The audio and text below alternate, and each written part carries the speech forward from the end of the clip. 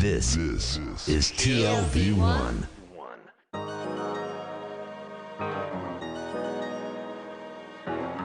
The Tel Aviv Review with Gilad Halpern. Hello and welcome to the Tel Aviv Review, a program dedicated to the word, to the thought and to debate, brought to you by the Van Leer Jerusalem Institute, which promotes humanistic, democratic and liberal values in the social discourse in Israel. I'm your host, Gilad Halpern, and every week I'll be engaging in close encounters of the intellectual kind with writers and scholars, or simply people of ideas of all types and vocations who have done something to make our lives a tad more interesting. My guest today is a sociologist at the University of Amsterdam in the Netherlands and the author of a new book entitled Soldiering the Occupation, Processes of Numbing Among Israeli Soldiers in the Aqsa Intifada, that was recently published in English by Berghahn Books. And it attempts to explore the interrelation between the spatial and moral aspects of Israel's military control of the West Bank with the Palestinian uprising of the beginning of the last decade as a case study. Dr. Erella Grassiani, hello and welcome to the Tel Aviv Review. Hi, thank you very much. So what are the spatial aspects of the occupation? What do you mean by that? So what I tried to explore is really the daily experience of soldiers. And soldiers find themselves when they are within the Israeli military as conscript, because I look mostly as conscript, and a bit also at older soldiers and officers. And they find themselves in different spaces. So I looked at what I called spaces of occupation, such as checkpoints, where many of them would stay for hours, days, weeks, months on end. But also, for example, the nightly arrest that they performed, the patrolling. And I really try to see, okay, on a daily basis, when they find themselves in these spaces, what does that do on different levels with themselves, and how do they explain their experiences? And what does it do in the end, and that was the main concern of my work, with their moralities. Mm-hmm. But is it really the space that is the focus here, or the practices? It's both. I really was interested to see how spaces, and spaces is something I take broadly. So it's not only a physical space, but it's also, what does this, for example, standing at a checkpoint or standing outside in open air, do to your behavior and to your experience. So it's definitely about experiences, and then this relationship between both. Mm-hmm. How do you measure that? Well, you said I was a sociologist. Actually, small correction, I'm an anthropologist. Some make the distinction, some not. It's not so big. And we, as anthropologists and qualitative sociologists as well, we don't really measure. So I take the stories of soldiers and I really dig down into how they tell their story and what kind of phrases they use and how they try to explain their experiences to me. And this is what I analyze. So, and this is what I interpret. So what can you tell us about the kind of accounts that you got from there? I mean, I'm sure that it was pretty uniform. I mean, we don't want to be here, but you have to because we're protecting our country. This is, a necessary evil, waiting to see the end, and that's the end of it. Yes, well, of course, there's a general picture, and not all of them were so negative about them being there. I mean, there were a few, especially the commanders and officers, who kind of have more idealistic point of view and thought it was really, really important. But what I realized is that also looking at soldiers coming from different social economic backgrounds, different political, ideological background, in the end, it didn't matter once they were within the occupation, working within the occupation, working within this system, this military system and political system that sent them to do this work. It didn't really matter. It influenced their behavior and the way they behaved and acted towards Palestinians, towards the other. And that was like the main other that they encountered in the occupied Palestinian territories in very specific ways. So how do they talk about their encounter with Palestinians, for example? And what does it do to them? And do they feel, do they empathize with the other or don't they? So it wasn't that I was only interested in to see, okay, how do you experience your military service? You're a conscript, etc. Okay, that's kind of, general story. Most of them don't want to be there, want to go home. And this was also something that came out and was important because the counting of soldiers, they count the hours, the weeks, the month, until, of course, when they can get off the checkpoint, when they can go back home, when they can see their girlfriends, etc. But also the really mundane things I was interested in. For example, the boredom. And if you talk to most soldiers around the world, they're bored. Most of them bored. And there's almost no academic work on boredom of soldiers. And I think it's very, very influential to their behavior and to their moral behavior and to the violence they use. All this leads to what you call moral numbing. Yeah. How? So what I did was I analyzed these stories and these testimonies. So I did mainly in-depth interviews with soldiers, and mostly because in the Israeli case it's very difficult to work with soldiers who are doing service, who are conscripts. It's almost not possible. Only if you work with the military itself. So I interviewed soldiers who just were released from service, and I used testimonies that were collected by other parties, such as Breaking the Silence, who did a lot of work on just collecting stories and experiences of soldiers. And I analyzed these, and I came to different levels of this influence of these spaces, of these experiences. So this numbing on different levels. So I looked at what I just said, for example, the boredom, the routine, being tired all the time, how they spoke about it, but also the cognitive aspect of numbing or blurring that I described, of not really knowing, always not really knowing who's in front of you, always working with a civilian population of which the soldiers at least feel, you never know. On one hand, they're really bored and it's routine, and they have to get all these Palestinians going to work through the checkpoints. On the other hand, you never know if someone is an attacker. So this is a difficult experience, as they this explained tension it. between boredom and the looming emergency. Yeah. And also really literally, standing especially at the checkpoints, and it's a bit different now. This was around, of course, during the second Intifada. Standing outside, being really hot or being really cold. And what, does this do to your understanding of a situation where you have to make a moral decision?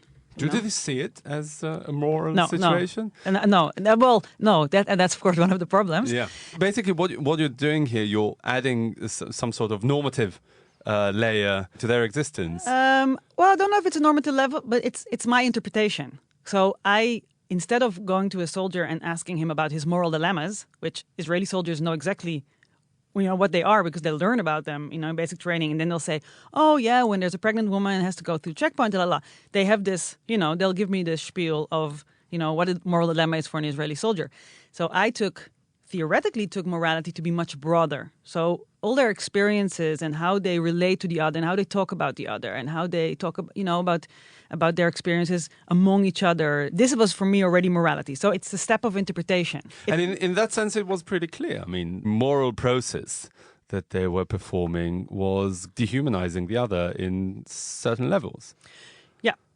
Yeah. I mean, and it was, again, different in that there are, of course, a lot of episodes, that made it to the news. The really, the big events, quote unquote. And we still see that happening. Yeah, I wanted to ask you about Elora Zaria's case, but we'll get to that in a second. Clearly. Yeah, obviously. No, but about the dehumanization, I want to finish this point first. Isn't it common practice among soldiers? I mean, as the common, I can't remember which general said it, but soldiers, your job is not to die for your country, but to make your enemy die for his. Dehumanization is really a very, very basic practice in military warfare. Oh, definitely. But the difference is, I think, and the thing that I wanted to look at is that, warfare today, and especially for Israeli soldiers, especially those who serve the occupation in the West Bank, not soldier against soldier anymore. It's not clear who is the soldier. They're policing. They're doing constabulary tasks. They're working actually as police. And it took a long time for the Israeli military to understand that they need to train their soldiers not to be soldiers in combat only. I mean, most of the soldiers I spoke to and I interviewed, they hardly had any combat experience. Their work was indeed policing, standing at the checkpoint and really dealing with a civilian population. So the dehumanization that still happens, it's different. It's not a matter of necessarily life and death. It's dealing with, a civilian population, day in, day out, families, elderly people, people with children coming through the checkpoints. And does this present stronger or more pronounced moral dilemmas than, going to war and killing other people on the battlefield? I think the main problem that I described was that even in these situations that we from the outside, not being soldiers at this moment in time at least, would find morally problematic for the soldiers at that point, in that situation, being soldiers and having the age of soldiers, etc., did not pose a lot of moral issues. This is what I try to figure out, Like I didn't believe statements about Israeli soldiers being monsters and they stand at a checkpoint. It's really easy to characterize them. Look at them, they're standing at checkpoints and they're doing these horrible things to Palestinians. On the other hand, after, issues of, violence or harassment came out in the media, and also Israeli state, Israeli military were really quick to say, this is a rotten apple, this is not how our soldiers work. This is, this is a severe case, etc. And we're going to punish this specific person. And that was not enough. I really wanted to understand, because I'm also coming from this society and I know they're not necessarily monsters. So what happens that these kids, that we all know, stand at the checkpoint and act like that, and often afterwards don't understand how they acted the way they did.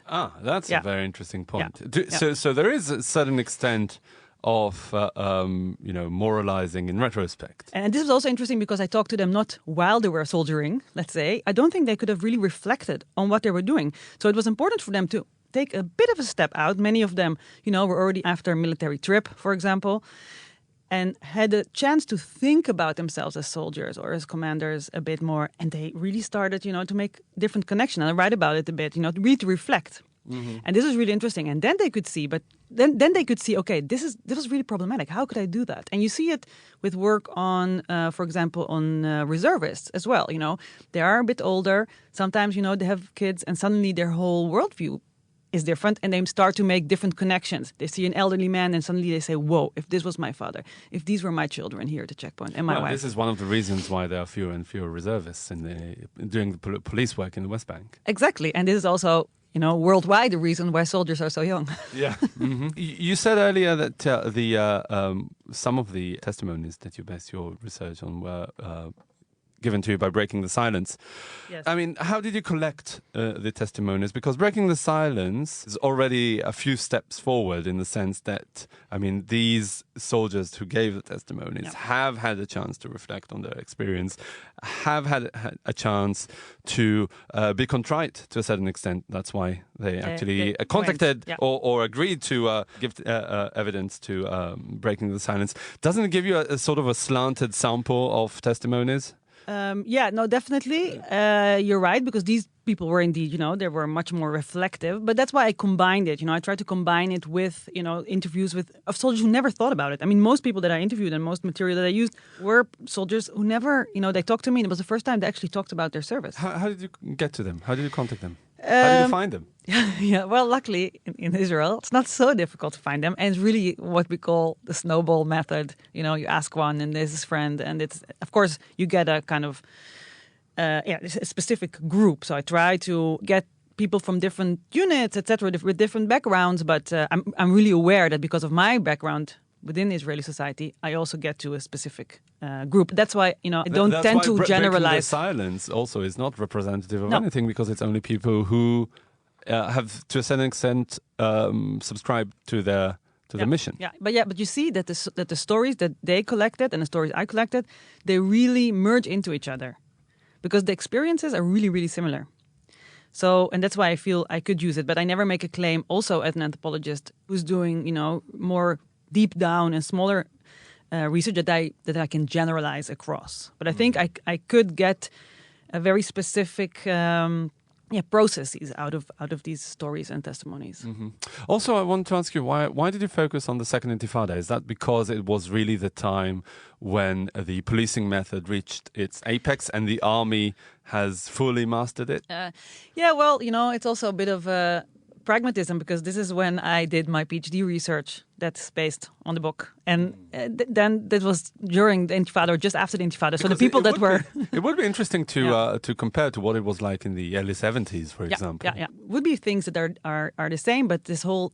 what I just described as this the change in the kind of... the kind of war, the kind of soldiering that was being done is different. But if you look at, for example, David Grossman's Yellow Wind, First Intifada, etc., a lot of things are similar, So there are, it kind of depends, if you look at stories from soldiers that were in South Lebanon, and, that would be somewhat different. But there are parallels to be made, Okay, now let's talk about Erella Grassiani. Yes. That soldier who was filmed shooting to death, quote-unquote, neutralized Palestinian attacker in Hebron last year. It must be a golden, what do we call it? It's exactly what it's about. Exactly. Yeah. And it also shows me, even though that the people I talked to, it was more about the Second Intifada, and we were kind of, a few years ahead already, you see that exactly the same is still happening.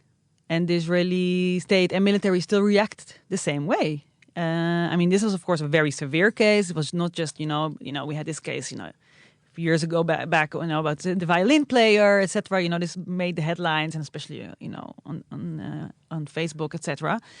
This was a really severe case, but you see the same processes at hand. You can say on one hand, it's easy maybe to say for many people, it's a monster. Look at him, someone lying on the floor and you're shooting him. On the other hand, I think one of the differences was that while often in the past, maybe politicians, etc., were more prone to immediately say, no, this is horrible, etc. And now we had, Prime Minister who was supportive. That's really the interesting thing here. The positive backlash that was really unexpected. And I think, influenced by the political landscape we are now. But this was really, and I think this was really quite different than in other cases. But also, you could argue that it's really more a numbing process is on the rise all the time, and perhaps with Erella Grassiani, it really reached an unprecedented peak. Yeah, and you also see how the public reacts differently. So I think, and this is also something that progressed, that the public feels this is normal, and also during all the attacks. With the knives and screwdrivers, etc., it became normal for the Israeli public that these people were neutralized, quote unquote, that they were killed on the spot without having, killed someone or resisted arrest or etc., without going into court, without having any kind of justice system going on. This became normalized, and this is very worrying, first of all. It's a difference than Do you think it could go on for much longer? These sort of impossible moral situations tend to implode at some point.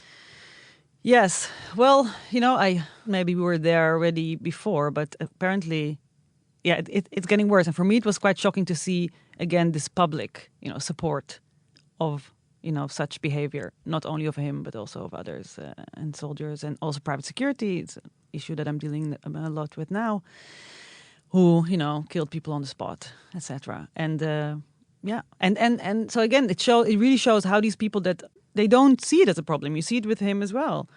He doesn't really feel he did anything wrong. And that's the main issue. And the people around him. So exactly. In a way, so he's supported in this. The moral numbing is not temporary. It's not some sort of episode that is restricted to their service in the West Bank, but they actually take it along with them. Yeah. So that's really perhaps the most worrying aspect. Definitely. Mm-hmm. Yeah. And then it can go, it can go anywhere, which is quite scary. Yeah.